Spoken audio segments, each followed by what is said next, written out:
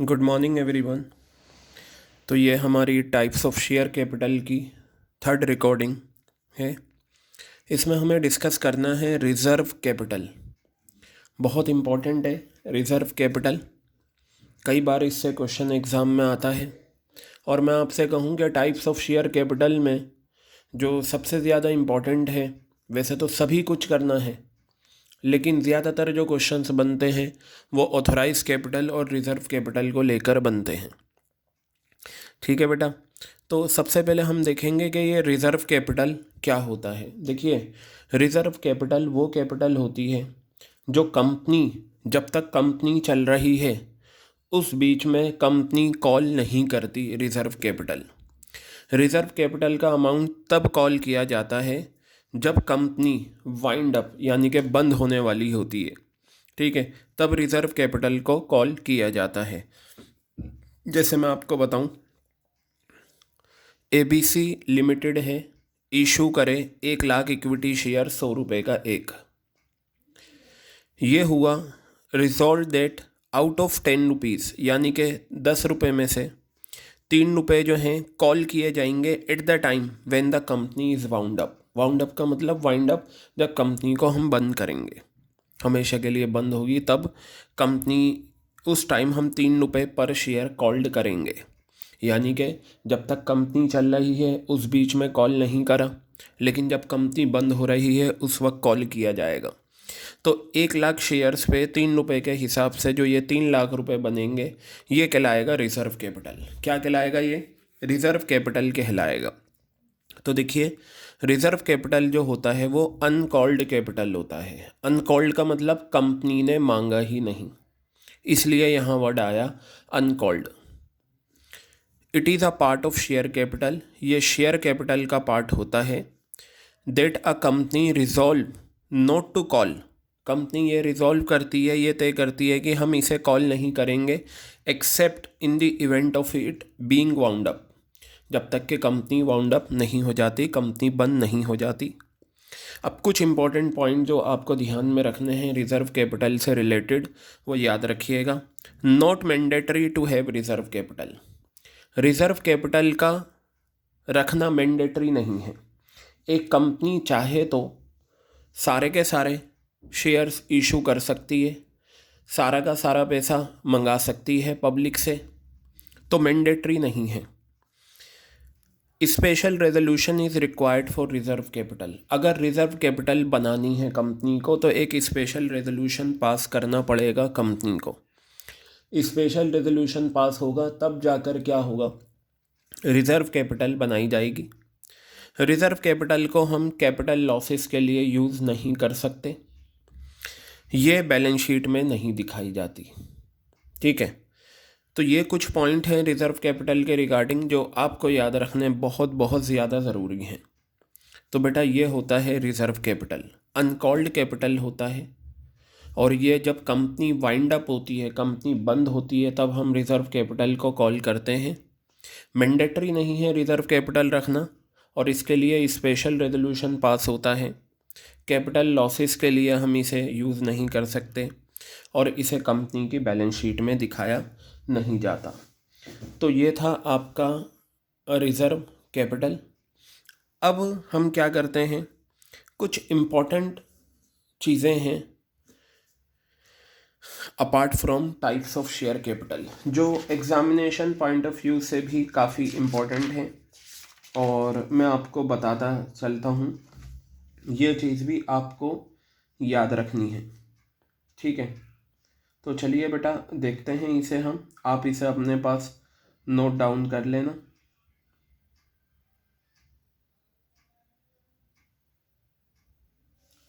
देखिए, एक हमारे पास ये कॉन्सेप्ट आता है कि एप्लीकेशन मनी होती है।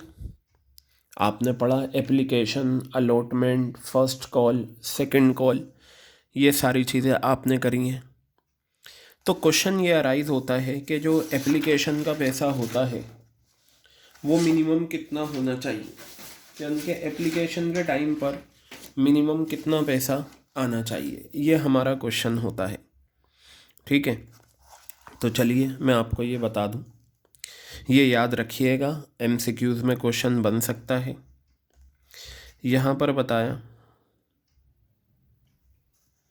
Minimum application money should be 5% of the nominal face value of the share. ठीक है, मिनिमम एप्लीकेशन मनी क्या होनी चाहिए?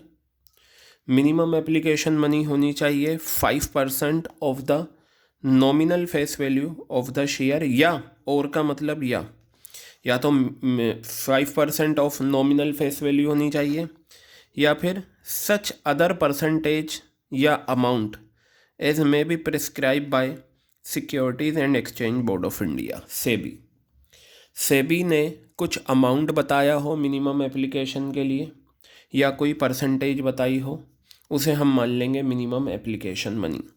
तो यहाँ पर बताया सेबी ने प्रेस्क्राइब करा है application money should not be less than 25% of issue price. SEBI ने कहा कि एप्लीकेशन मनी जो होनी चाहिए वो इशू प्राइस से 25% कम नहीं होनी चाहिए। तो इसे मैं आपको इस तरीके से समझा देता हूँ। देखिए, आपको पता है ABC कंपनी है, इस कंपनी ने इशू करें 1 लाख शेयर्स। ठीक है, 1 लाख शेयर्स इशू करें, और अप्लाइड भी मान लो इतने ही हुए 1 लाख, फुल सब्सक्रिप्शन वाला केस है। फेस वैल्यू आपकी कितनी है? ये आ गई फेस वैल्यू 10 रुपये।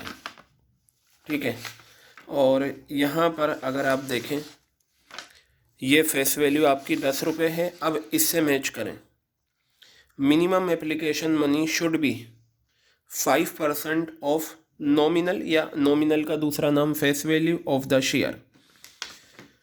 Minimum application money should be 5%। तो अगर मैं 10 रुपये का 5% लूँ तो 5% 10 रुपये का बेटा आएगा आपका 0.5, यानी कि 50 पैसे।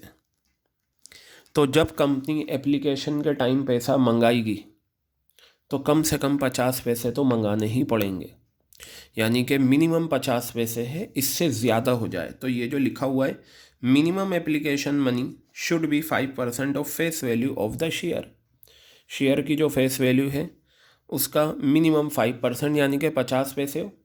50 से ज़्यादा 1 रुपया, 2 रुपये, 3 रुपये, 4 रुपये कुछ भी हो सकता है, लेकिन कम से कम 5% ये मिनिमम एप्लीकेशन मनी होना चाहिए पर शेयर से मल्टीप्लाई कर देंगे तो एप्लीकेशन मनी रुपीज़ में आ जाएगा। या दूसरा अमाउंट बताया कि सच अदर परसेंटेज और अमाउंट, तो सेबी ने अमाउंट तो बताया नहीं लेकिन परसेंटेज बताई, should not be less than 25% of issue price. बेटा इशू प्राइस वो प्राइस होता है जिस पर एक शेयर मार्केट में सेल किया जाता है, बेचा जाता है। इशू प्राइस फेस वैल्यू के बराबर भी हो सकता है, इशू प्राइस फेस वैल्यू से ज़्यादा भी हो सकता है, इशू प्राइस फेस वैल्यू से कम पर भी हो सकता है। अगर इशू प्राइस फेस वैल्यू के बराबर है तो हम ये कहते हैं कि शेयर्स जो इशू हुए हैं वो पार पर हुए हैं। अगर इशू प्राइस फेस वैल्यू से ज़्यादा है so we will say shares are issued at premium, और अगर इशू प्राइस फेस वैल्यू से कम पर है सो वी विल से कि शेयर्स जो इशू हुए हैं वो डिस्काउंट पर हुए हैं। तो यहाँ पर बताया कि सेबी ने प्रेस्क्राइब करा application money should not be less than 25% से कम नहीं होनी चाहिए, should not be less than 25% of issue price, यानी कि 25 या 25 से ज़्यादा हो इशू प्राइस। सपोज़ कंपनी ने ये शेयर्स प्रीमियम पर इशू करे, 2 रुपये का प्रीमियम है, यह आ गया 2 रुपये का प्रीमियम। तो बेटा इस सिचुएशन में इशू प्राइस आपका आ जाएगा, ये इशू प्राइस 12 रुपये, 10 रुपये फेस वैल्यू है, 2 रुपये का प्रीमियम है, तो 12 रुपये आपका इशू प्राइस आ गया। ठीक है, अब इस इशू प्राइस का 25% या उससे ज़्यादा, तो मैं अगर इसका 25% ही ले लूँ, ठीक है, तो ये बेटा आपका आ जाएगा 3 रुपीज़, यानी कि एप्लीकेशन मनी कम से कम 3 रुपये होनी चाहिए या इससे ज़्यादा। तो दोनों में से कोई भी ऑप्शन, या तो 5% ऑफ एप्लीकेशन मनी, या फिर आपका क्या आ गया, ये ₹3 या उससे ज़्यादा। तो बेटा ये एक थियोरेटिकल क्वेश्चन बन जाता है, इवन न्यूमेरिकल भी बन सकता है कि आपको सिचुएशन दे दी और ये पूछें कि बताओ मिनिमम, लेकिन इस टॉपिक का, इस क्वेश्चन का नाम क्या है? Minimum application. Minimum application by law, कानून के में क्या लिखा हुआ है मिनिमम एप्लीकेशन के बारे में? तो आप कहेंगे 5% ऑफ एप्लीकेशन मनी, या वो अमाउंट या वो परसेंटेज जो सेबी ने प्रेस्क्राइब करी है, और सेबी ने प्रेस्क्राइब करा है 25% से कम नहीं होना चाहिए। ठीक है, तो ये था हमारा टॉपिक मिनिमम एप्लीकेशन वाला। अब मैं बेटा आपका जो अगला अमाउंट है वो ज़रा मैं आपको बता दूं। आपको एक चीज़ पता होनी चाहिए, ये फेस वैल्यू। फेस वैल्यू होती है ₹10। एप्लीकेशन जो होती है उस पर भी कुछ ना कुछ अमाउंट होता है। अलॉटमेंट होती है उस पर भी कुछ ना कुछ अमाउंट होता है। फिर इसके बाद जो कॉल्स आती हैं, उन कॉल्स में ये होता है कि देखिए अब ₹10 कंपनी को मांगने हैं, ₹4 एप्लीकेशन के मांग लिए, ₹3 अलॉटमेंट के मांग लिए। अब जो बचा कॉल्स के ₹3, कंपनी चाहे तो एक ही बार में सारा कॉल कर ले या टुकड़ों में कॉल कर ले। अगर कंपनी फर्स्ट कॉल के टाइम लेती है ₹2, तो फिर कंपनी को सेकंड कॉल के टाइम लेना पड़ेगा, और ये सेकंड एंड फाइनल कॉल कहलाएगी। यानी कि जो दूसरी कॉल है वही फाइनल है, अब इसके बाद हम नहीं मांगेंगे, इसी में ही हमारा पूरा हो जाएगा। तो ये ₹10 इस तरीके से आ गए। ये कुछ पॉइंट्स हैं जो आपको ध्यान में रखने हैं, आपके काम आ सकते हैं। ठीक है, आप इसे याद रखिएगा। ठीक है, तो यहाँ पर कहा कॉल्स आर मेड, यानी कि ये जो फर्स्ट कॉल सेकंड कॉल जो मांगी जाती है, as provided in articles of association, AOA। ये एक डॉक्यूमेंट होता है कंपनी का, बहुत इंपॉर्टेंट बेटा आपको पता होना चाहिए। कंपनी के 2 डॉक्यूमेंट बहुत इंपॉर्टेंट होते हैं, एक मेमोरेंडम ऑफ एसोसिएशन जिसे हम MOA बोलते हैं, एक होता है आर्टिकल्स ऑफ एसोसिएशन। ठीक है, तो अगर आर्टिकल्स ऑफ एसोसिएशन में लिखा हुआ है कॉल्स के बारे में, तभी हम कॉल्स मांगते हैं। If the company does not have its own articles of association, अगर कंपनी के आर्टिकल्स ऑफ एसोसिएशन में कंपनी का अपना आर्टिकल्स ऑफ एसोसिएशन नहीं है, या आर्टिकल्स ऑफ एसोसिएशन में ये क्लोज नहीं है, तो फिर ये पॉइंट, बेसिकली आपको ये पॉइंट याद रखने हैं। ठीक है, ये पॉइंट क्या है? A period of 1 month must exist between 2 calls. देखिए ये फर्स्ट कॉल है, आज हमने ये कॉल मांगी। ठीक है, तो जब हम दूसरी कॉल मांगेंगे, ₹2 मांगे, शेयर होल्डर से कहे भाई ₹2 दो। ठीक है, आज उसने दे दिए ₹2। मान लो आज 1 जनवरी है, 1 जनवरी है आज, तो 1 जनवरी के बाद अब सवाल ये है सेकंड कॉल कब मांगी जाए? 2 दिन, 3 दिन, 4 दिन के बाद कब? बताया 1 महीने का गैप होना चाहिए। A period of 1 month must exist between 2 calls, यानी कि फर्स्ट कॉल सेकंड कॉल के बीच में 1 महीने का गैप होना चाहिए। 1 महीना जब हो जाए उसके बाद हम सेकंड कॉल मांग सकते हैं। तो ये पॉइंट है।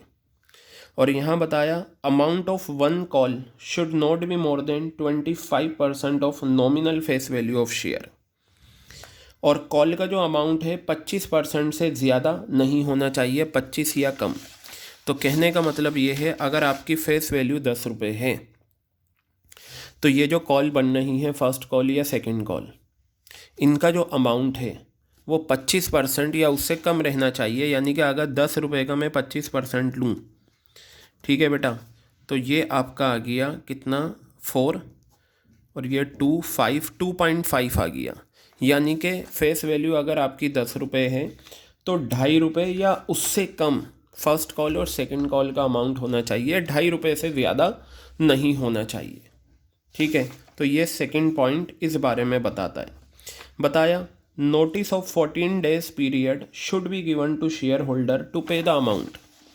शेयर होल्डर को नोटिस देना चाहिए 14 डेज़ का कि भाई आप पेमेंट कर दो। जैसे फ़र्स्ट कॉल मांगी तो हमने नोटिस भेज दिया कि आप 14 डेज़ में हमें फ़र्स्ट कॉल का पैसा पे कर देना। तो नोटिस पीरियड कितने दिन का होता है? 14 डेज़ का होता है। Calls should be made on uniform basis on all shares of same class. ठीक है, यानी कि सभी एक जैसे शेयर्स के लिए कॉल क्या होनी चाहिए, यूनिफॉर्म बेसिस पर बनानी चाहिए।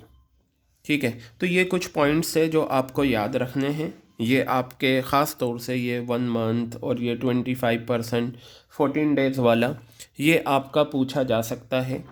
ठीक है, किस पर, आपका MCQs में ये क्वेश्चन पूछा जा सकता है। अब बेटा जो मैं टॉपिक लूँगा वो भी बहुत इम्पॉर्टेंट है, ख़ास तौर से securities premium reserve, most important, और थियोरेटिकल पॉइंट ऑफ व्यू से ये बहुत इम्पॉर्टेंट टॉपिक है। इसे आप अपने रजिस्टर में नोट डाउन करना। सिक्योरिटीज़ प्रीमियम रिज़र्व का यूटिलाइजेशन, मतलब सिक्योरिटीज़ प्रीमियम रिज़र्व का यूटिलाइजेशन क्या होता है, ज़रा देखिए। सिक्योरिटीज़ प्रीमियम रिज़र्व का यूटिलाइजेशन, फॉर एग्ज़ाम्पल आपने 10 रुपये वाला शेयर 2 रुपये में इशू करा, 10 रुपये वाला शेयर आपने 2 रुपये में इशू करा। ठीक है, तो ये 2 रुपये का क्या है, आपका प्रीमियम है। क्या है, 2 रुपये का प्रीमियम है। ये जो प्रीमियम आपके पास आया, ये जो 2 रुपये का प्रीमियम आपके पास आया है, इस प्रीमियम को कैसे यूटिलाइज़ करना है। 2 रुपये का प्रीमियम आपके पास आया है, इस प्रीमियम को कैसे यूटिलाइज़ करना है, यही हमारा टॉपिक है, utilization of securities premium reserve. यानी कि इस सिक्योरिटीज़ प्रीमियम रिज़र्व को यूटिलाइज़ कहाँ कहाँ हम कर सकते हैं। बेटा कंपनीज एक्ट ने बताया सिर्फ ये 5 प्लेसेस हैं। इन्हीं 5 पर्पसेस के लिए सिक्योरिटीज़ प्रीमियम रिज़र्व का यूटिलाइजेशन हो सकता है। अदरवाइज़ सिक्योरिटीज़ प्रीमियम रिज़र्व का यूटिलाइजेशन इन 5 के अलावा नहीं होता किसी और पर्पस के लिए। फॉर एग्ज़ाम्पल एक कंपनी ने 5 लाख रुपए प्रीमियम के कमाए। अब वो जो 5 लाख रुपए आपके पास आए हैं उनको हम इन 5 पर्पस के लिए इस्तेमाल करेंगे। काफ़ी चांसेस हैं इससे क्वेश्चन बनने के, और वो क्या है वो हम देखते हैं। सबसे पहला पॉइंट है issuing fully paid bonus shares to the members.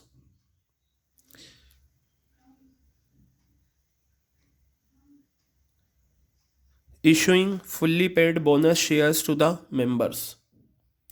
जो मेंबर्स होते हैं यानी कि जो ऑलरेडी शेयर होल्डर्स होते हैं उनको बोनस शेयर्स इशू करने के लिए हम यूज़ कर सकते हैं सिक्योरिटीज़ प्रीमियम रिज़र्व। क्लियर है। दूसरा पॉइंट आता है writing of preliminary expenses of the company.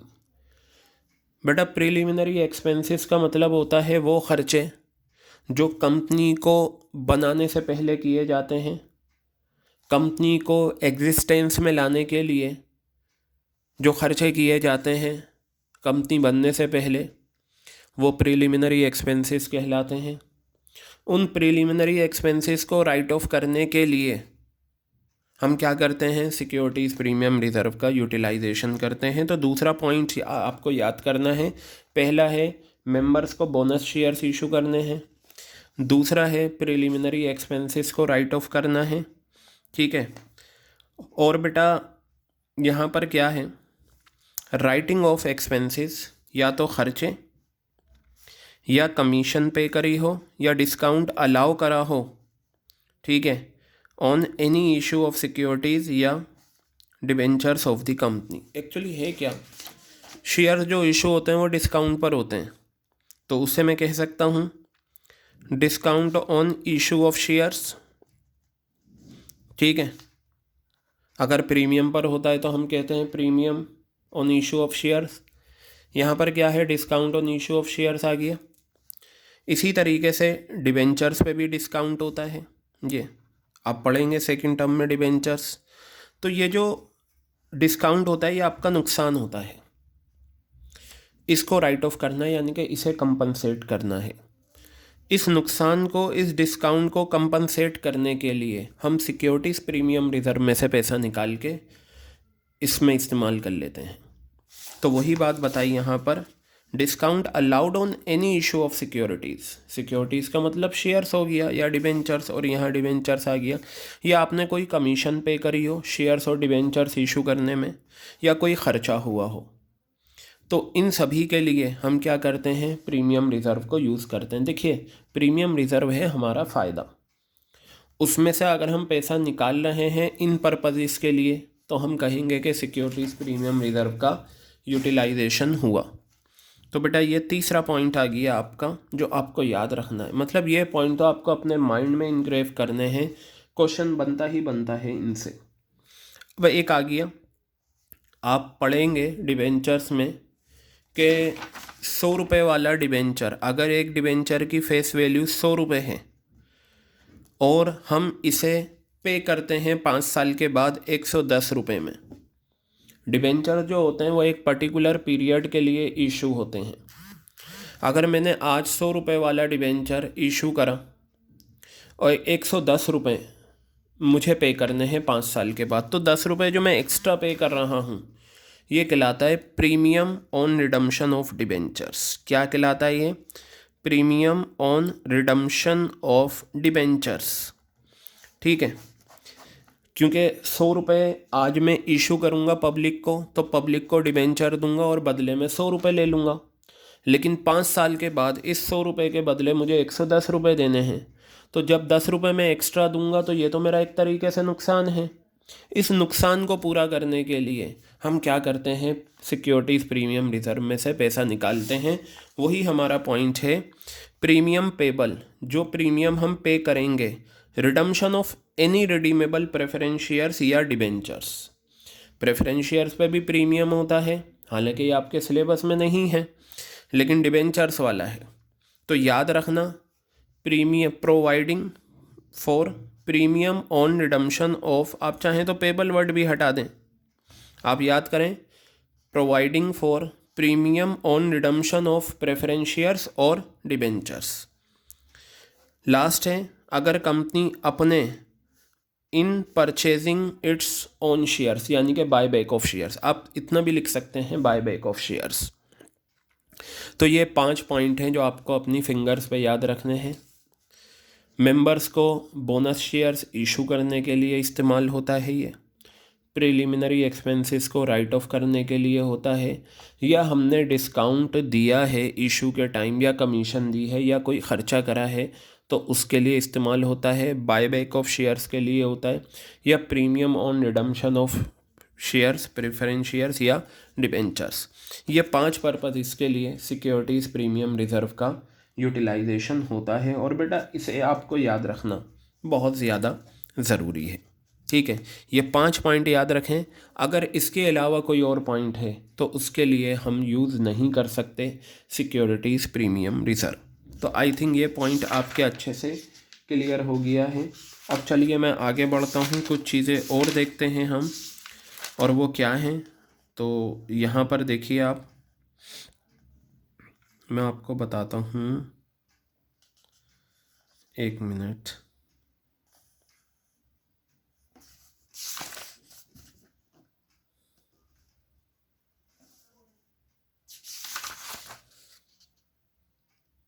हाँ, एक ये आपको थ्योरेटिकल पॉइंट याद रखना होगा। ठीक है, वो थ्योरेटिकल पॉइंट क्या है, मिनिमम सब्सक्रिप्शन क्या होती है। ठीक है, मिनिमम सब्सक्रिप्शन क्या होती है इसे ज़रा आप देख लें। According to SEBI guidelines, if a company does not receive minimum subscription, it does not receive subscription for at least 90% of shares issued, it cannot allot the shares। मतलब एक कंपनी है, उसने कहा भाई हम इशू करेंगे 1 लाख शेयर्स। ठीक है, कितने शेयर्स इशू करेंगे? 1 लाख शेयर्स। अब पब्लिक क्या करेगी? अप्लाई करेगी। अप्लाई करने को कहा जाता है सब्सक्राइब करना। अप्लाइड शेयर्स या सब्सक्राइब शेयर्स एक ही बात है। तो यहाँ पर क्या है, मिनिमम सब्सक्रिप्शन की कंडीशन एटलीस्ट 90%, कम से कम 90% होना चाहिए। इससे ऊपर हो जाए बहुत अच्छी बात है, 90 से नीचे ना हो।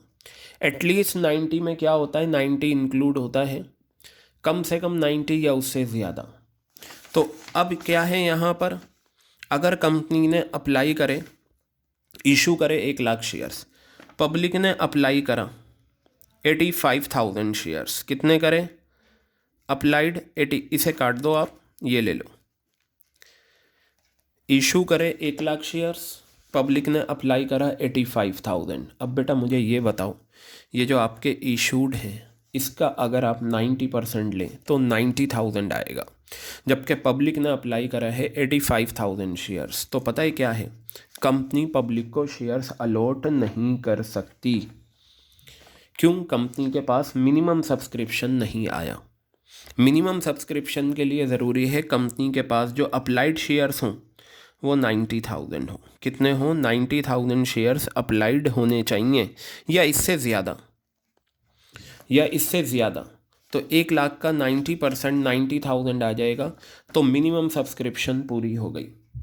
तो पता चला जब शेयर्स अंडर सब्सक्रिप्शन वाली सिचुएशन होती है तो उसमें कम से कम 90% की सब्सक्रिप्शन आनी चाहिए। पार वाले में तो 100% होगा, 1 लाख इशू करे 1 लाख आ गए तो 90% से ज़्यादा आ गए। और ओवर सब्सक्रिप्शन में भी 1 लाख इशू करे 1 लाख से ज़्यादा आ गए, वो भी 90% से ज़्यादा है। तो अंडर, ये जो मिनिमम सब्सक्रिप्शन वाली कंडीशन अप्लाई होती है ये सिर्फ अंडर सब्सक्रिप्शन ऑफ शेयर्स में अप्लाई होती है। तो अंडर सब्सक्रिप्शन ऑफ शेयर्स में कम से कम आपके 90% शेयर्स अप्लाइड होने चाहिए। तो वही हमारा पॉइंट है मिनिमम सब्सक्रिप्शन का, कि यहाँ बताया इट डज नॉट रिसीव, अगर एक company subscription at least 90% of shares issued, यानी कि 1 लाख शेयर्स अगर इशू करें हैं तो कम से कम 90,000 शेयर्स की सब्सक्रिप्शन आनी चाहिए। अगर नहीं आती तो it can not allot the shares, company shares allot नहीं कर सकती। क्या होगा? As a result it will have to refund the application money to subscribers. जिन लोगों ने सब्सक्राइब करा है उन्हें क्या करना पड़ेगा, जो पैसा आ गया, अब जैसे ये सिचुएशन है 1 लाख शेयर्स इशू करे थे, 85,000 शेयर्स पे एप्लीकेशन मनी आ गई, कंपनी इन्हें शेयर दे ही नहीं सकती क्योंकि मिनिमम सब्सक्रिप्शन पूरी नहीं हुई। तो अब ये 85,000 पे जो एप्लीकेशन मनी आई थी ये वापस करना पड़ेगा। क्लियर हो गई बात? तो बेटा ये था हमारा क्या, एप्लीकेशन मनी। ठीक है, ये हमारा एप्लीकेशन मनी वाला कॉन्सेप्ट, सॉरी मिनिमम सब्सक्रिप्शन वाला कॉन्सेप्ट था। मिनिमम सब्सक्रिप्शन का जो कॉन्सेप्ट लगता है वो आप याद रखिएगा, कहाँ पर लगता है, जहाँ पर अंडर सब्सक्रिप्शन ऑफ शेयर्स की सिचुएशन अराइज होगी। जहाँ पर अंडर सब्सक्रिप्शन ऑफ शेयर्स की सिचुएशन अराइज होगी उसी को हम क्या बोलेंगे, मिनिमम सब्सक्रिप्शन हम बोलेंगे। तो I think this point is very much clear to you. ठीक है, आप ये सारी बातें याद रखिएगा, इन सब को अच्छे से करें। ठीक है, फिर हम मिलेंगे नेक्स्ट रिकॉर्डिंग में, तब तक के लिए गुड बाय।